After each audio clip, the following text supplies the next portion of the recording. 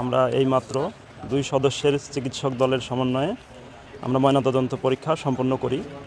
আসসালামু আলাইকুম। রাজশাহী মহানগর দায়রা জজ আব্দুর রহমানের ছেলে তাওসিফ রহমান সুমনের মৃত্যু কীভাবে হয়েছে তা আজকে আমরা জানার চেষ্টা করব। ফরেন্সিক বিভাগের মর্গে যে তদন্ত করা হয়েছে তা কি উঠে এসেছে সে বিষয়ে আজকে জানার চেষ্টা করব। বিচারকের ছেলে তাওসিফের মৃত্যু অতিরিক্ত রক্তক্ষরণে ময়নাতদন্তকারী চিকিৎসক রাজশাহী মহানগর দায়রা জজ আব্দুর রহমানের ছেলে তাওসিফ রহমানের সুমনের মৃত্যু হয়েছে অতিরিক্ত রক্তক্ষরণের কারণে।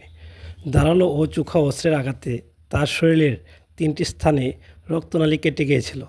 এর ফলে অভ্যন্তরীণ রক্তক্ষরণও হয়েছিল। শুক্রবার সকাল 10:45টায় রাজশাহী মেডিকেল কলেজ হাসপাতালের ফরেনসিক মেডিসিন বিভাগের মর্গে লাশের ময়নাতদন্ত শুরু হয়। ময়নাতদন্ত করেন ফরেনসিক মেডিসিন বিভাগের প্রধান সহযোগী অধ্যাপক কফিল উদ্দিন ও একই বিভাগের প্রশাসক শারমিন সুবহান কাবেরী। ময়নাতদন্ত করতে প্রায় 30 মিনিট সময় লাগে। এ সময় বাইরে অপেক্ষা করছিলেন তাওসিফের বাবা বিচারক আব্দুর রহমান।